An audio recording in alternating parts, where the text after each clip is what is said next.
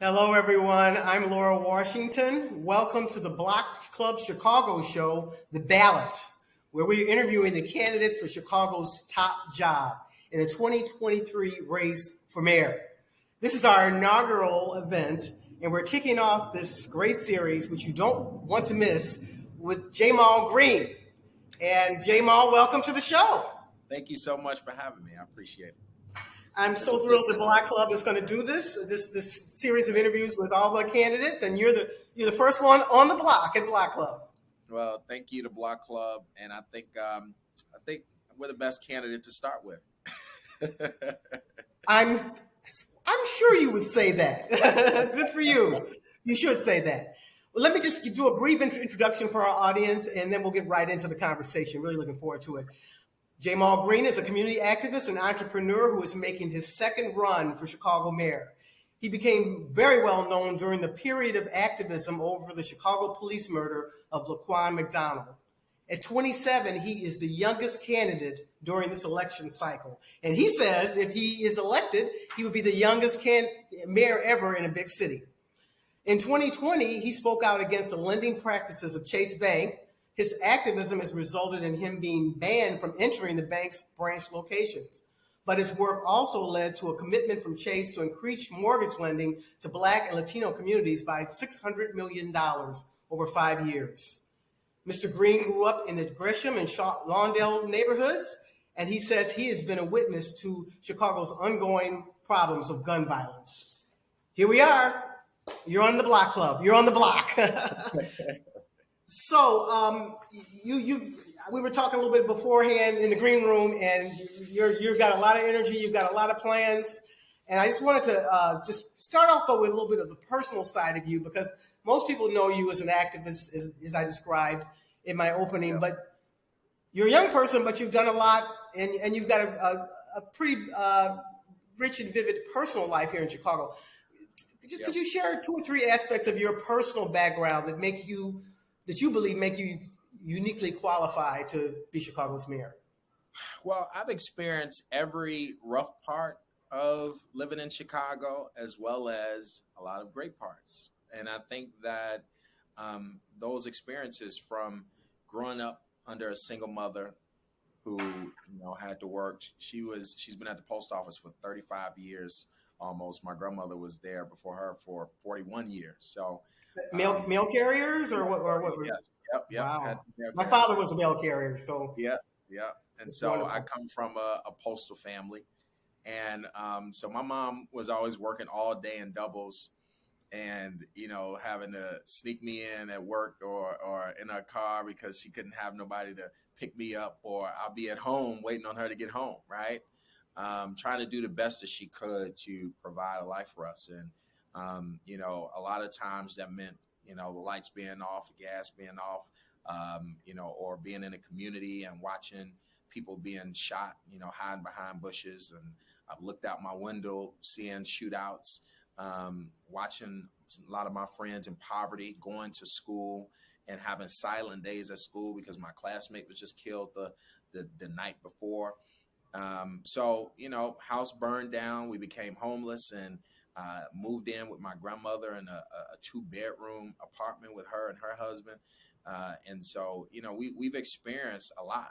Grandfather having mental health problems, and he actually went missing, and we ended up finding out that that he died, and they buried him, and we never was notified because of a misspell in his name, due to his mental illness and him wandering off, and him dying outside. And so I've experienced a lot of rough pieces of Chicago, but I was also able to open up businesses and help other small business owners open their businesses up, and also become a realtor and get into real estate and development, and know how to make a lot of money and buy a house and do all of the things to start to build wealth for my family and provide a legacy for my 3 children. I got 3 boys. How Jamal old are Jr., they? 7, 6, and 3. Jamal Jr., Jalen, and Jaden. And raising them in public school, and had to spend more money buying a house so that I can give them a block that they can play on in a school that was given a quality education. So, I've just experienced a lot of rough and a lot of successes, and really that's shaped my view on really how life should be in the city of Chicago. And Mhm. the fact that there are so many people in these neighborhoods that are suffering each and every day, and they need a mayor that can relate to them, that is passionate about those issues, that have experienced those issues firsthand, because I'll prioritize them in that seat. So you talked about some of the rough edges in Chicago, and we've been going through a number of different challenges. And top of mind and top of the conversation in this race has been crime, violent crime, property crime. Uh, so that's what everybody's talking about. First of all, do you view that as being the biggest and most urgent problem facing the city? And whether you see it that way or not, what is your strategy for bringing down crime, both long term but also short term?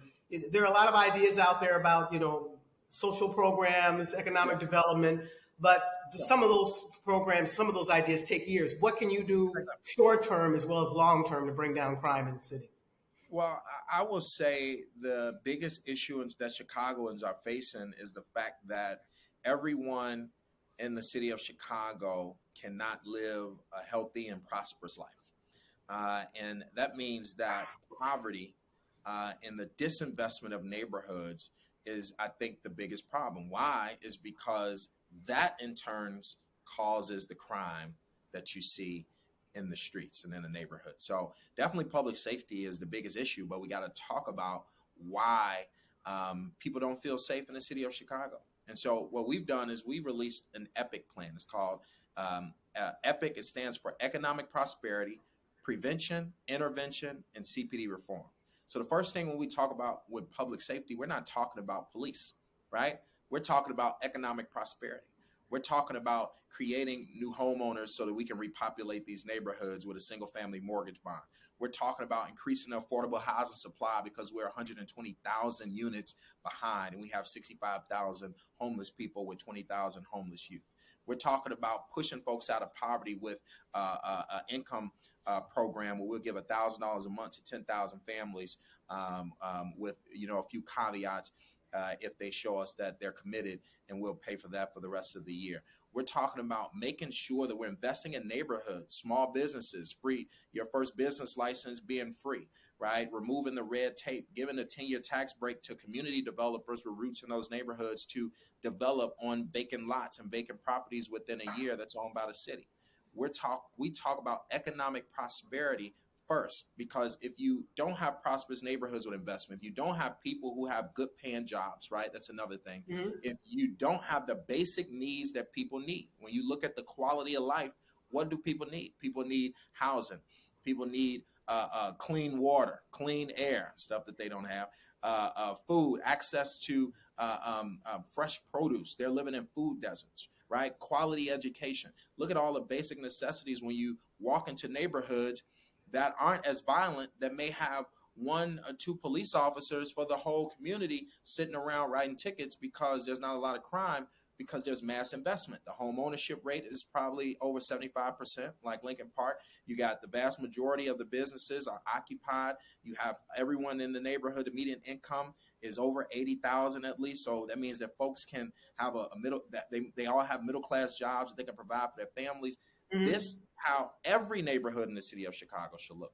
And so that's the one piece of our plan. You want to jump in on that? That's an important piece.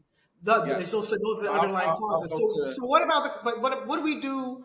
People are short term. talking about getting rid of the police superintendent, getting a new police superintendent, bringing in more police reform. What's your plan to deal with the crime now, so that a year from now, if you become mayor, we can be talking about a significant decrease in crime, short term. When I become mayor, I think Mm-hmm. that what we're going to do is a few different things. One is we've already talked about putting $100 million into a alternative response unit of social workers to respond to 911 calls. We got 40, almost half of the calls are not violent, right? Or mental health related or homelessness, even responding to certain domestic violence situations to help transport victims to housing. We need that to happen, and they can do that without police, and police can be moved to only deal with violent crime. We're going to also create a youth intervention department with another 30 million. And this youth intervention department will hire youth interventionists that have first priority over young people that have truancy problems, get arrested for an offense. And what will happen is that youth interventionists will be able to analyze the situation of a young person and give them housing, mandate them to mentoring, give them free counseling, give them a job opportunity, etc. One of the other things we're going to do is we're going to make sure that no young person is ever on the streets of Chicago, because we're going to occupy their time. 13 to 25 apprenticeships, 13-year-olds to 25-year-olds, apprenticeships year round. We're going to pay for it.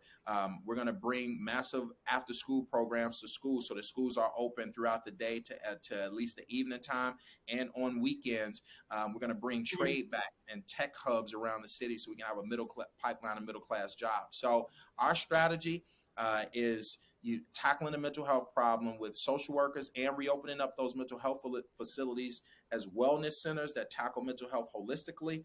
That's not just psychiatry, but all different type of ways. So to get people well, so that everyone wants to come into the institution, and we address that stigma. And then making sure that young people have opportunities and safe spaces to go. And then moving police officers to only deal with violent crime. That's our strategy, and we would definitely be way under 700 with that strategy. Okay, so very comprehensive. Now, related to that is something we've been talking about, unfortunately, quite a bit in the last few days, the terrible police attack on Tyree Nichols. Mm-hmm. And of course, you've worked on issues like this for many years. Look, as I mentioned, you worked on the Laquan McDonald issue. It has a lot of people, this most recent event has a lot of people very disheartened. There's been a lot of conversation for many years about restoring the trust and the bond between the police and the community. But some people are beginning to lose faith that is even possible. What is your plan to ensure that we never have another Laquan McDonald or another Tyree Nichols ever again in Chicago? My plan is that we actually do what works, and we actually invest in people and invest in communities. And we're not going to continue. And listen, if we continue to increase the police budget and increase police officers, that means that what we are doing is not working.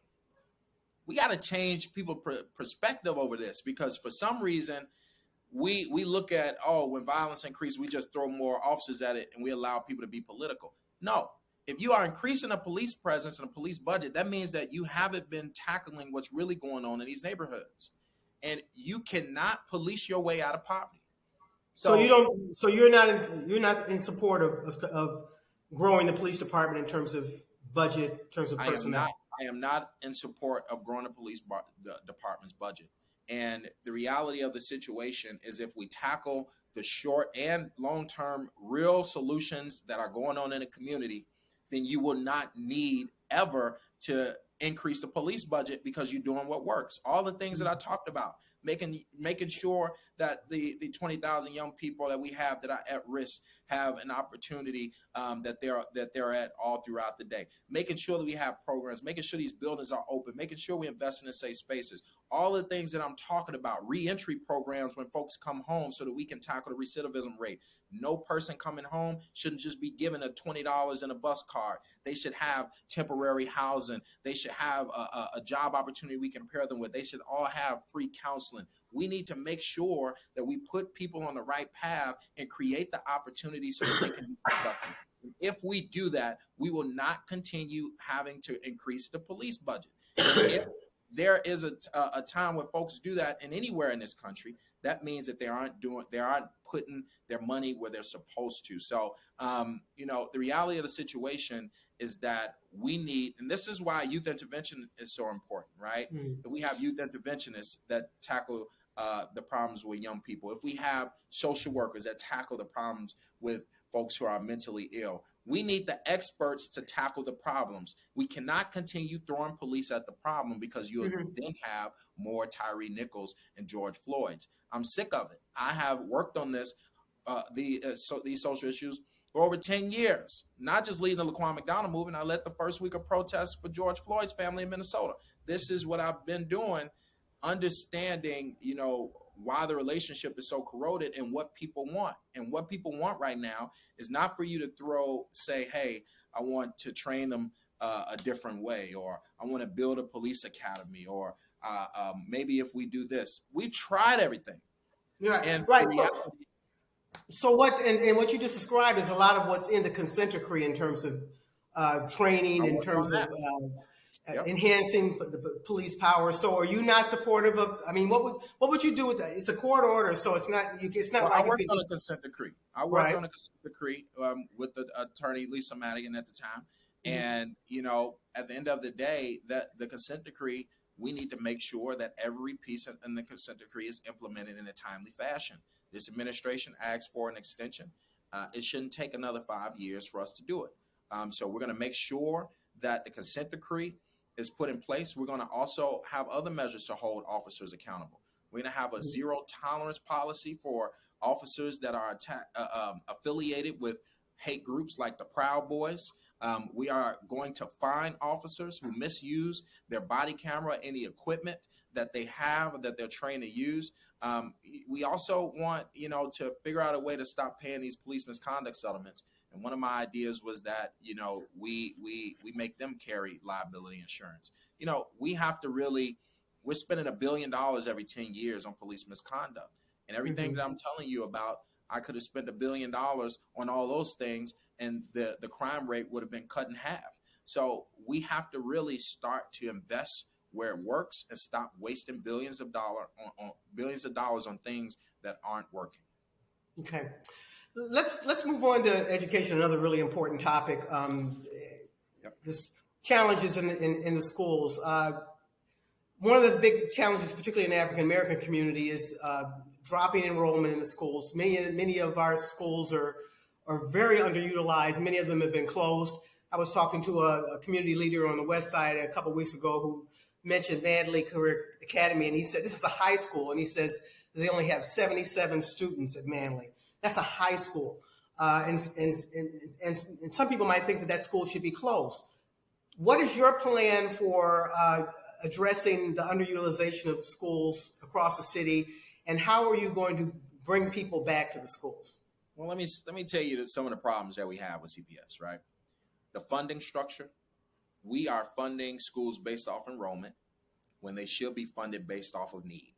Okay, that's one of the biggest things that we need to go down to the state to say we need to stop it. All right, and we allow, because of that funding structure, we allowed the privatizers to buy up the politicians, build charter schools, and then wave this flag like, hey, this is a better school, and those charter schools are worse than the public schools. But that money that the kid was, we dedicated for that kid, went out of that public school, went to that charter school, and allowed them to waste millions of dollars and do what they want to do and still miseducate our children. The reality of the situation is we got to change the funding structure. We also must make sure that every school in the city of Chicago has a standard, a high quality education. And with the selective enrollment school plan that they have in place, that is very discriminatory. You basically have to test to get into a good school. And if you don't test to get into one of these schools, then if you're in a poor neighborhood, then your school is poor.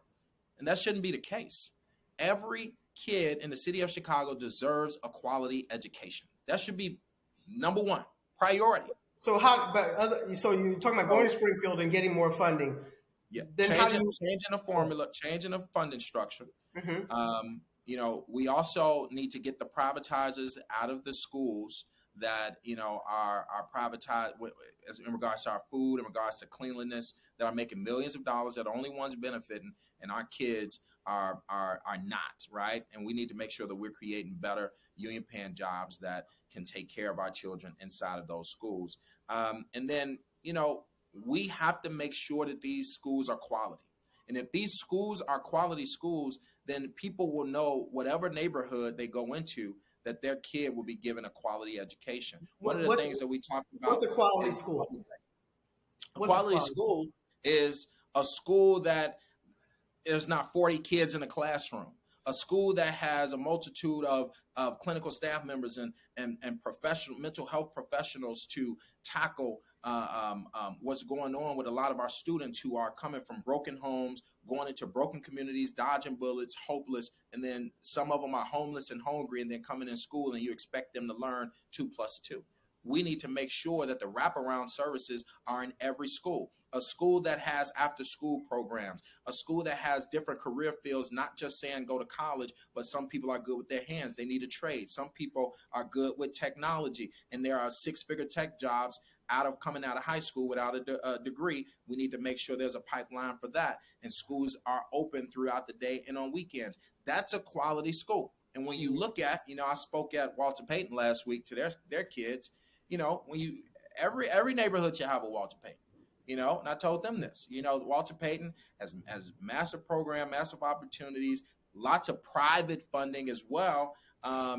Because of their status in the selective enrollment school system, we need every school in the city of Chicago to be like that, and that must change from the enrollment base to needs base, and we can build these institutions all throughout the city and put a moratorium on charter schools and make public school the mecca of schools. So you want a moratorium on charter schools.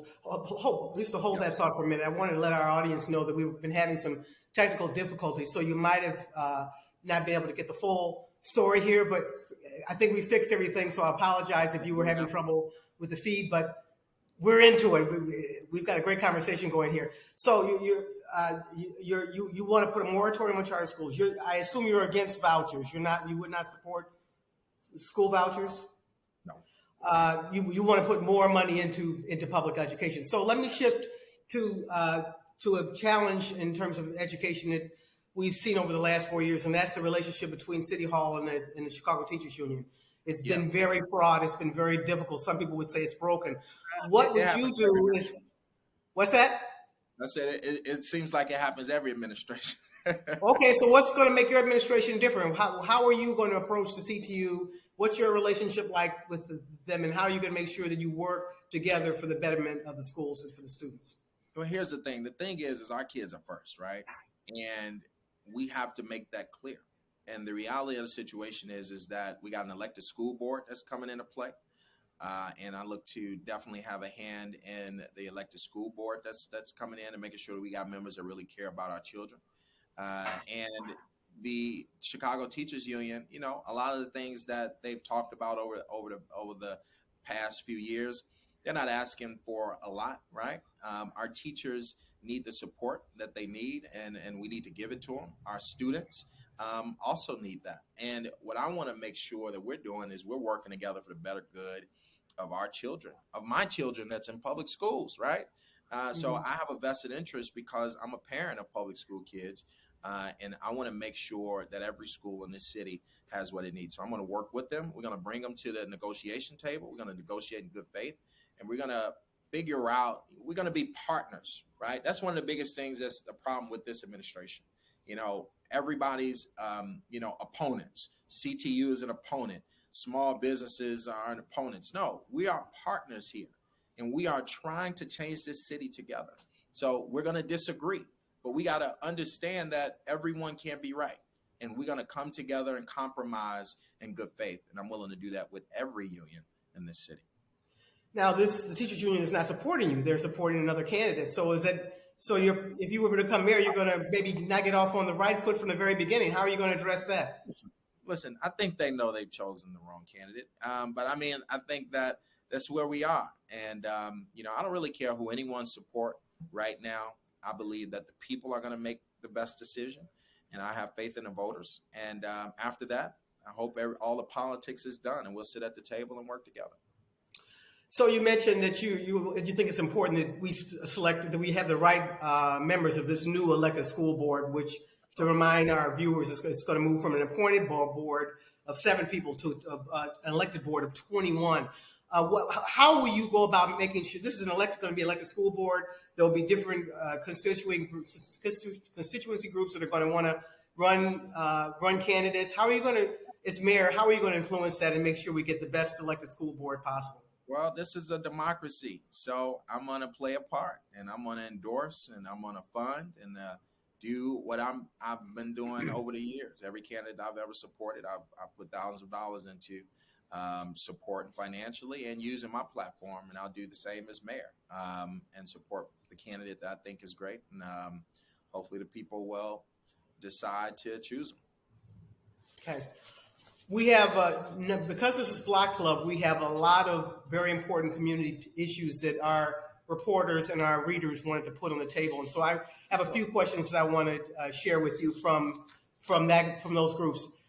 We have a question from Rage Inglewood. That's a very active, very influential group down in, I'm sure you know Rage is down in Inglewood. The organizers there are asking this question. In Greater Inglewood alone, we have over 600 abandoned and vacant residential and commercial properties. What plan will you implement in the first 180 days to address the hyper vacancies of properties in communities like ours? Let me just give a big shout out to Rage Inglewood. Aisha Butler was in Rage, one of the first community organizations that I got my start with as a young boy, performing at all their festivals and being a part of their community events as I was a young teenager. They've been going strong and doing some amazing work for many, many years. And I can't wait to work with them. The amount of properties that we have in the city of Chicago that are vacant is utterly disgusting. And one of the things that we must do is we're going to have to amend automatic prerogative. And the mayor claimed that she was going to do so. She fell back. She got scared of the council members. But there needs to be a mechanism in place. This is one of the biggest problems is that aldermen have control, and a lot of them, sometimes hold on to pieces of property because they're waiting on certain things or certain people or certain donations for some of those who've gotten indicted. We really have to address automatic prerogative and figure out how we can make this process easier. This process needs to be smoother. There are people who are ready to develop. There are organizations who are ready to buy these pieces of property. It should not take a year for us to move one piece of property off of the tax roll to someone else. It makes no sense. So Rage is asking, what will you do in 180 days to? Well, I just said it. Make a difference. We're going to amend automatic prerogative and put a measure in place where the mayor can step in and move forward projects.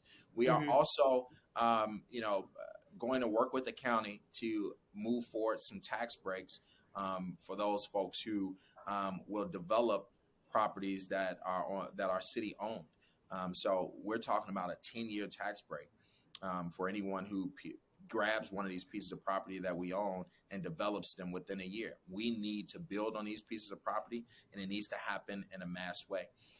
Another thing we're going to do is we are going to lobby for a public bank. This is one of our key issues, where we have an economic engine that can invest into these organizations and people in these neighborhoods, and all of the profit that comes back from the public bank.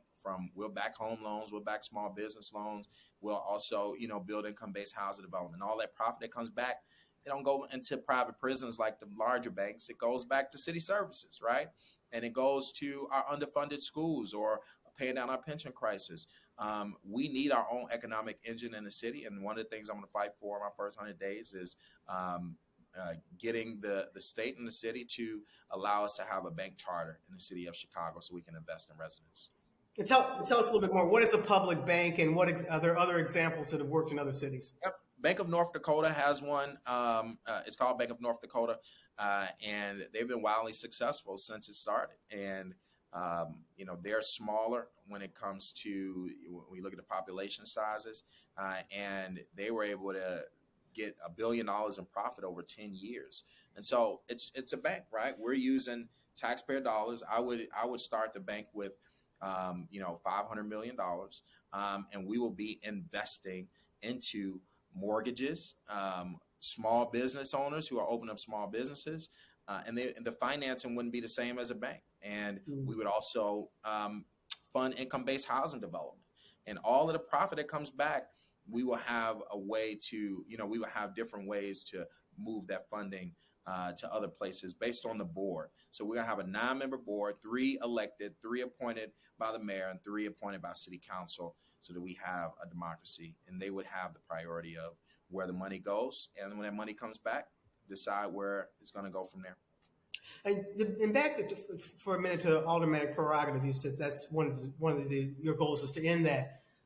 The current mayor has tried to do that. In fact, that was one of the things she declared on day one that she was going to do. And look where we are. So how are you going to be different? What's going to make the difference with you? Well, I want a more collaborative process. I'm not going to come in and say, city council, you're nothing. I'm just going to take away your power. I'm not trying to take away all of their power. I still think that they need to be in control of, the stuff in their ward. But in regards to the projects, in regards to like zoning and permits, we're going to have to come to an agreement on what that looks like. Does that look like the community being able to petition with a certain number of signatures for the mayor's office to be able to step in and have executive powers and move forward a project? What does that look like? And I'm willing to bring city council to the table to figure it out, but it's going to have to be figured out fast because we have too much property in this city that's sitting vacant, and I need it moved, and I need it moved quick. So we're going to put a measure in place where we can have a compromise in regards to zoning and permitting as well. And once we have that compromise, we're going to move it forward. Okay. We have a few more questions from Block Club. Things that the Block Club have been reporting on and our readers are very interested in. South and West Side neighbors have told Block Club that they have been repeatedly shut out of decision-making on Invest Southwest projects. That's the mayor's signature project. Despite the city promising them unprecedented levels of community engagement. How would you work to ensure that these projects are ones that the neighbors want and that will most benefit the communities? The mayor's Invest Southwest program is just all political, and it's really terrible how they've unrolled the Invest Southwest and how they've lied to people, how they lied to the public, how they got up there saying, "Oh, we've invested $1.8 billion," and all the people in the community started looking around to figure out where their money went, because it never came. Right. And a lot of these projects are projects that were started by Rahm Emanuel or projects that have never been, that still hasn't broken ground. And so, I think it sucks that we have a mayor that they'll be willing to play politics and lie in people's faces. Now, in regards to the projects and making sure that community members have a voice, I believe in that. Right. I believe in a model where the people have a say in their communities, and that's how it should be. And what we're going to do, one of the first things that I want to do in my first 100 days is start to convene neighborhoods throughout the city, every neighborhood, to start to put together a quality of life plan. What does that quality of life plan includes, right? We know we need good paying jobs. We know we need a grocery store. We know we need housing, affordable housing units, home ownership, all these different things. Let's build that quality of life plan for your neighborhood, and then and bring all of those departments together to talk about how we're going to achieve these goals, short and long-term goals, and pull the financing in for it. And that's how we're going to rebuild communities. So one of the first things I'm doing, bring community members to the table early and start to build those. So would you dump Invest Southwest and start there anew? Is no Invest Southwest. It's just a name. Well, the mayor might disagree with you. And there's been some reporting, you're right, there's been some reporting to show that some of these projects were already underway and some of them haven't gotten off the ground, but some of them are real. So are you going to I don't even know if there's 5 or 10 projects that were actually under Invest Southwest. So So you're going to start with this overview, this community development. We're going to start with our own signature plan that's transparent, that's community driven, that is backed up with real data, and not a plan that's just for politics and just to say I'm investing when I'm really not. Okay. We have a question about transportation. There have been a series of tragic incidents in recent years that have involved bicyclists, with cars blocking bike lanes and hitting cyclists in the roadway. Block Club has done a lot of reporting on this. Do you have plans for improving bicycle safety infrastructure if elected? What specifically would you like to do to make the roadways safer for bicyclists? Well, we definitely need to audit our infrastructure. I mean, the infrastructure right now is insane. When you look at how they construct bike lanes on streets, I've seen streets where you have cars on this one lane, then you have a bike lane, then you have parked cars next on the other side of bike lanes. It's like that don't make sense, right? We got to audit our infrastructure. I think that I support. There's a group, Bike Grid Now, that wants to create a bike grid for the city of Chicago. I support that and bringing them to the table so that we can really figure out the best way that we can make the city more walkable, bikeable, and drivable, especially when you talk about bus lanes and signals and things of that sort, speed limits. We need to look at our city infrastructure as a whole. And then even on the bike lanes, where do we put the bike lanes? Do we want to put them, share it with the sidewalk so that we have trees and things of that sort that are blocking them from the cars? I mean, it's very dangerous. And I tell you, a lot of black people on the south and west sides, we don't use them because they're dangerous. So we need to audit that infrastructure for sure and really figure out the best place to put the bike lane, making sure that it's still walkable for pedestrians, and making sure the buses have their lanes and their right of way so that they can get passengers to and from. We need to look at the whole city's infrastructure for sure. How do you get around the city? What's your your typical mode of transportation? Well, vehicle, right? I Drive. am, but I've been electric vehicle owner for several years because I really do care about the environment, as well as I've been on public transportation. I've spent my time on public transportation growing up, going to school an hour, 2 hours away, back and forth for many years, and I've not seen it as bad as it is on public transportation. You mean the CTA specifically? CTA, yeah, bad as it is now. We need a model transportation agency. We got to tackle that problem to make it safe, clean, fast, and eventually free, right? Transportation is a right, and everyone should be able to access it at a certain point. We got to tackle a lot of the problems, the safety problems. It's a mobile homeless shelter. So I would declare a state of emergency for public transportation to free up funds so that we can evaluate people and partner them with services and get them off of the trains and really create a modern transportation system where more people want to get on public transit, more people, we audit the bike lanes and put them in the right places, more people want to bicycle, more people, it'll become walkable, and it'll be better for our buses. So I want to audit the infrastructure and take public transportation seriously, and that's one of the things we're going to do. One of our priorities in our first 100 days is to change the leadership of CTA, and also do a full audit on the infrastructure so that we can have a good plan. Okay, so you've talked a lot about your personal background and both the highs and lows in terms of struggling in the community, but then also being successful in real estate and other areas. But you're young, you're proud of being young, and as you should be. So you don't necessarily have the depth of experience, particularly management experience, that some of your opponents have. So what would you say to folks that say that you're maybe that Jamal Green is a little too green? And how do you address the natural concern that you're going to be managing a $16.4 billion city budget?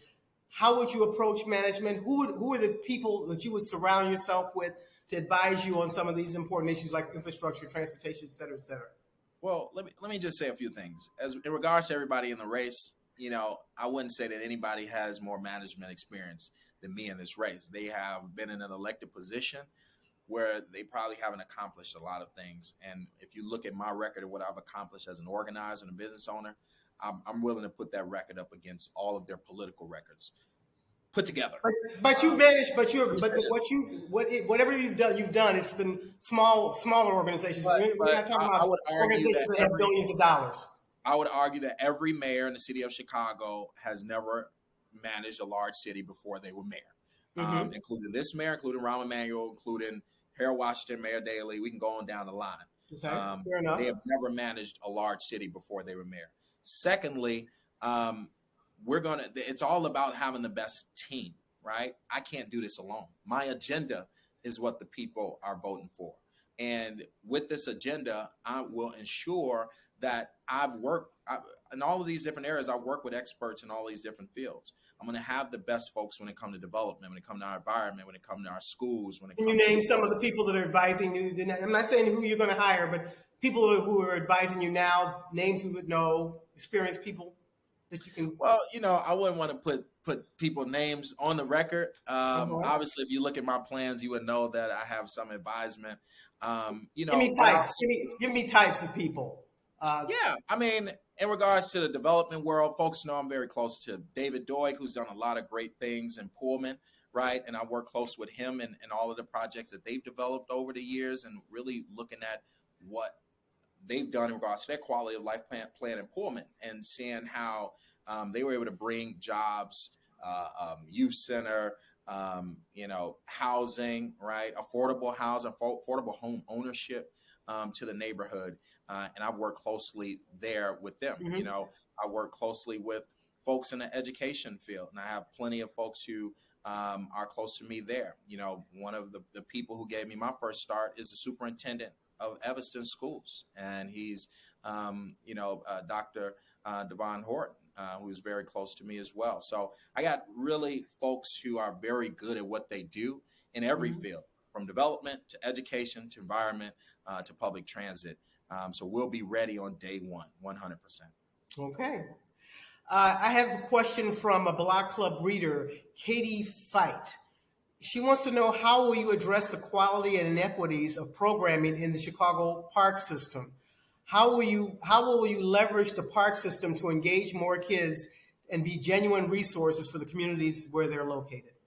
Yeah, our parks for many years have not been. I mean, I was one who went to park districts when I was a young boy, and right now it seems there's a large disconnect from the park districts to our communities, and we got to change that. Our park districts must be connected to um, our schools and communities, so that folks actually know that there are safe spaces where they can go and program. And we got to program it and really invest in these park districts.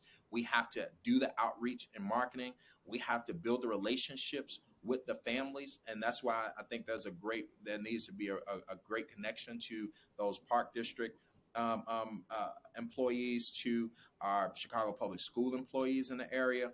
We have to bring it all together, because these are buildings that we're spending millions of dollars on, that are being underutilized, that can be safe spaces for young people, and that's going to be a huge priority of ours. And we got to really look at the leadership and look at the board, and really start to get people. One of the things that is a problem of mine is a lot of these folks in these positions are there because of politics or been there too long. We need people who understand the times in a lot of these positions and sitting on these boards, who's going to step up and really make sure that they're being innovative and with the times on how we connect to people. And that's one of the things that we're definitely going to do, is we're going to change the leadership to, we need freshness. A lot of folks. Sounds like you're gonna change the police chief. You're gonna change the park district head. You're gonna maybe change the head of the CTA. You're gonna clean house and bring in all new Well, leaders. I mean, if you can tell me one of the departments is really doing well, I'll keep them. But the reality is none of them. We really need a whole shift in how the city is working, because the city isn't working right now. It's not working. Going to the communities and ask people isn't working. And let me say this. I know the last question you was talking about my youth, right? Um, you know, every leader of every large movement, since even the founding fathers of this country, right? If you even wanted to mention them, every leader was my age or around my age, of every spark of every new movement and new innovation. And at the end of the day, that's what this city needs. This city needs freshness, and someone who's going to look at things differently, someone who's not tainted by old politics and old baggage, who's going to really serve with integrity and care about all people, and base every policy decision on how it's going to affect the next generation of young people, and somebody who's not trying to hog this position. I'm not going to be here more than 2 terms. I don't believe in being a career politician sitting in a seat for many years, and I challenge all the rest of my colleagues to make that same commitment. We need somebody that's fresh. And the reality is, yes, there's some ageism, because if I was 10 years older, I would probably get 51% in February 28th, because my platform, my So you platform, think your age is going to work against you? And a little bit, right? I Mhm. think a little bit, because I think I would get 51%. Now, I think I'm going to make the runoff for Yeah. sure. But if I was 10 years older, I probably would win this outright, right? Because people look at me and look at my age and then count me out. But if you actually looked at my platform and my track record and all the things that I've done, push that experience against them. Getting the largest bank in the world to get back $1 billion to Southwest and West Sides, putting businesses, open up businesses back open when they were looted with $250,000 after this mayor raised bridges, mentoring young people. I can go down the line of my accomplishments and how it's changed people's lives all across this city in every neighborhood. And if I was 10 years older, people would understand, some of the folks who look at my age would understand that I'm the best person. And I challenge people to move the age to the side and look at my whole body of work. And it's incomparable with all the rest of these people in this race. And one of the things that you've discussed is you're going to try to corner the market on the youth vote Yeah. because you see that as being a big part of your base. Talk a little bit about what your strategy is to accomplish that, and how will that help you get yourself into the runoff? Well, I think young people are finally ready to decide, elections as they have. We saved the Democrats this last midterm. It was In those terms words. of, what do you mean by you save the Democrats? This last midterm, in regards to the national election and Congress, we saved them. Without the young people voting, the Republicans would have had a bigger edge.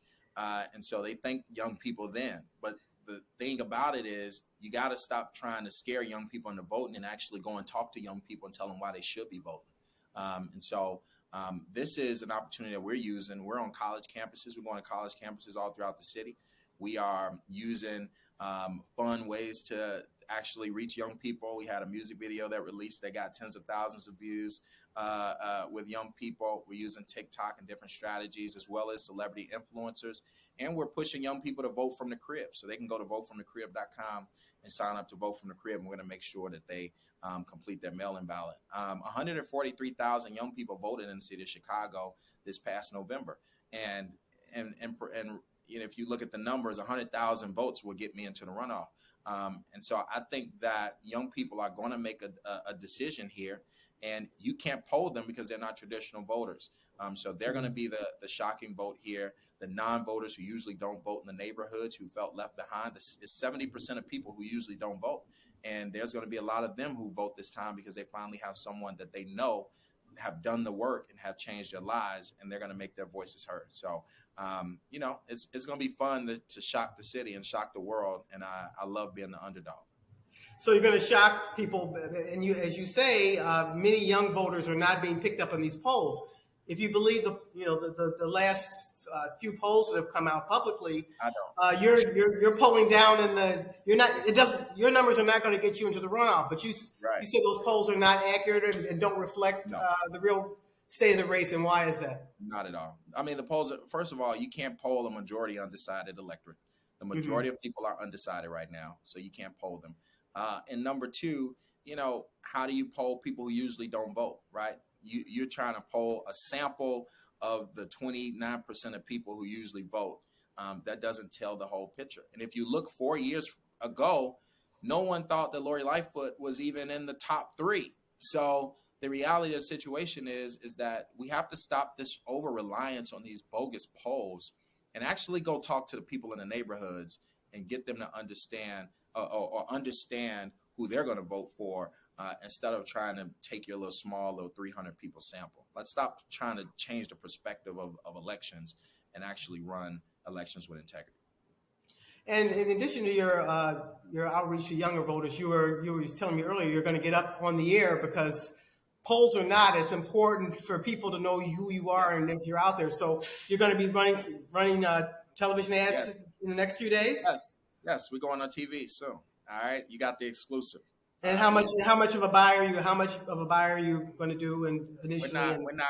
I can't say yet. But I will say that a donor has been generous and supporting us, and we're going to do a lot of digital though. I will say the majority of our resources will be digital and field. We have a large field team on every side of town with 3 offices right now, and we're going to do some TV. And so we will be on the air this week with tens of thousands of plays, and we're ready to, finish out strong. You got any high profile endorsements coming up? You're not going to get Bernie Sanders this time. It sounds like, Well, right? I think Bernie's gonna stay neutral, but we've had some amazing endorsements thus far. Nina Turner, who's his chair of his campaign, comedian Mike Epps came out for us big. Even actress Susan Sarandon came out with a big endorsement as well. We've gotten a lot of fun folks to jump in, and we're gonna have some more endorsements coming up over the next few weeks. But most importantly, the endorsement of the people of Chicago. Endorsements don't mean much. It's about who the people feel can get the job done and change their kids' life, right, and the next generation, and make policy decisions that really can benefit them in their neighborhoods. Okay, I have just a couple more questions I want to get in. One more question from a Block Club reader, and this question comes from Melissa McNeil. How will you address inequities in the property tax system? The system is overseen by the Cook County Assessor's Office. How will you protect longtime residents and seniors from losing their homes because of delinquent taxes? So there's a few things we're going to do. We released a Shy Forever plan that attacks property taxes. One of the things that we're going to do that the city has never done is the city has not brought forth its own data valuations of properties and took it to the board of review. And that needs to happen. The city needs to step in and say, look, here's our data, and this is how these properties need to be valued and assessed. And so that's one of the things that we're going to do. Another thing to help folks save their homes is we're going to give interest-free loans to those folks who are behind and at risk of losing their homes due to taxes. And we're going to give 2-year interest-free loans. We're also going to implement a city loyalty tax credit. And this is for folks who stay in their home past 3 years. They get 2% off of their taxes every year. So if you stay in your home 20 years, you get 40% off of your property taxes, because we want folks to know that we appreciate them for continuing to stay here and be a resident of Chicago. We have to stop our over-reliance on property taxes. We also have to get rid of the property tax escalator that's tying property taxes to inflation. And we have to create a new tax base, which is why I talk a lot about using single-family mortgage bond to back home loans, right? We need tens of thousands of people to come back to the city of Chicago, and we need to give them the down payment and closing costs and the loans so that they can come back and own a home, because they're going to be property taxpayers and going to pour money back into our economy. We have to create a new tax base. If we don't create a new tax base with new homeowners, with new small businesses, and make it easier to open up a small business and get them to open, with bringing a new tax base down to the Magnificent Mile. We're the only candidate to campaign to talk about how we're going to revitalize the Magnificent Mile and make it more of an experience, a strip of experiences where people want to come to the Mag Mile. That is my plan, not to continue to raise property taxes, because we're basing it off of regressive taxes and regressive revenues like red light cameras and and booting vehicles. One of the things that I'm gonna do my first day is sign an executive order to end the banning of booting vehicles and seizing vehicles for unpaid parking tickets. This is a terrible practice, and we're going to end it in the city of Chicago. We're going to end the doubling and tripling of tickets and allow people to pay their tickets, half of their tickets if they pay it within 10 days. We're going to change that whole system and start to invest in what will work long term, and that's investing in people, investing in communities, and bringing people back. So you don't plan to raise taxes or user fees of any kind, service fees of any kind? No. For the full 4 years you're a mayor? For the full 8 years I'm mayor. So let's start with the 4. If you were to be able to accomplish that in this economy, that would be an amazing feat. I'll take that. Okay, so Block Club has a final question that we have to ask, and it's winter, and in winter we usually get a lot of snow. We've been kind of lucky this year so far, but we both know that luck is probably not going to last. It's only just the end of January. So when snow hits our city, Chicagoans engage in a time-honored practice, and you know what it is. It's taking and saving parking spots, and we call that dibs. Uh-huh. So the question is, are you pro dibs or anti dibs? Man, my team tested me on this question because they thought it was going to come in a TV debate. And they was like, what's your answer? And I was like, oh my God, what am I going to say? My mom would have a real problem with somebody if they move those chairs. She would have a real problem. And, that's She's a dibs. She's a dibs lady, huh? She is a dibs lady. That's how I was raised. Go out, J-Mal, go out there. Go shovel that parking spot and put this in the middle of it. I was raised that way. So, I would have a real problem with my mom if I was not pro dibs. But, that's all I can say. Well, you don't want a problem with mom. Mom rules, right? That was a real problem. But I will say, let me say, we do need a municipal plowing, a snow removal program in the city of Chicago, especially for our seniors. We got to make sure that we're plowing sidewalks and side streets and alleys. We got to do our part.